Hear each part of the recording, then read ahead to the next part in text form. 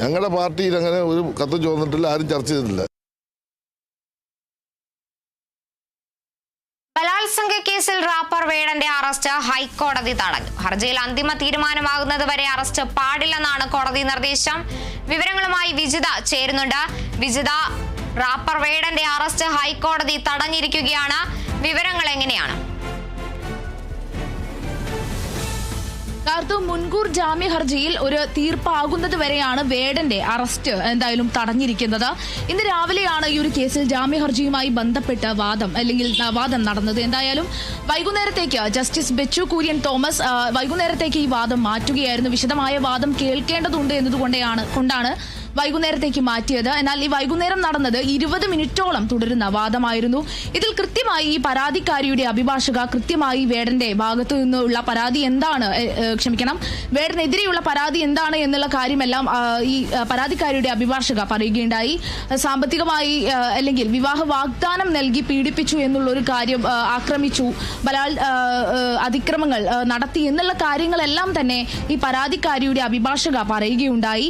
അതോടൊപ്പം തന്നെ ഈ ഒരു വിശദമായ വാദം കേൾക്കുന്നതിൽ പരാതിയിൽ പറഞ്ഞ കാര്യങ്ങളെല്ലാം പരാതിക്കാരിയുടെ അഭിഭാഷക ഉന്നയിക്കുമ്പോൾ വലിയ രീതിയിലുള്ള ഒരു വിമർശനവും അവിടെ ഉണ്ടായിട്ടുണ്ട്.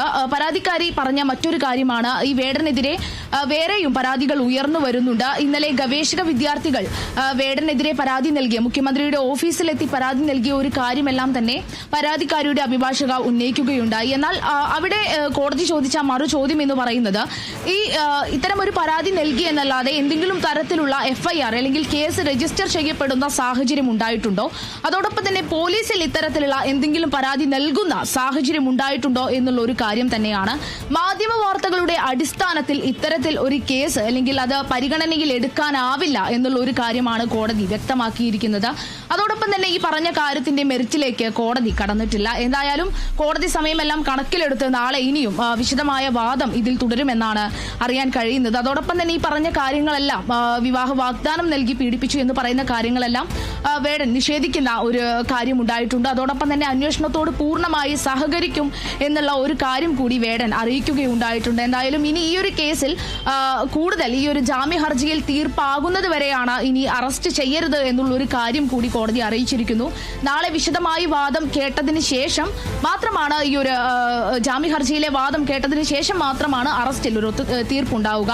അറസ്റ്റ് വേണോ വേണ്ടയോ എന്നുള്ള കാര്യത്തിലെല്ലാം തന്നെ തീരുമാനമുണ്ടാവുക വാദത്തിന് ശേഷം മാത്രമാണ്. കാർത്തു, ശരി. ബലാത്സംഗ കേസിൽ റാപ്പർ വേടന്റെ അറസ്റ്റ് ഹൈക്കോടതി തടഞ്ഞിരിക്കുകയാണ്. ഹർജിയിൽ അന്തിമ തീരുമാനമാകുന്നത് വരെ അറസ്റ്റ് പാടില്ലെന്നാണ് കോടതി നിർദ്ദേശം. വിജിതയാണ് വിവരങ്ങൾ നൽകിയത്.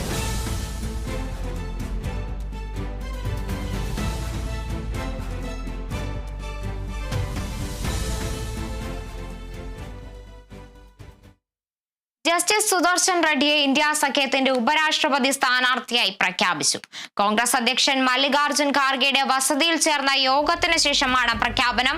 കോൺഗ്രസ്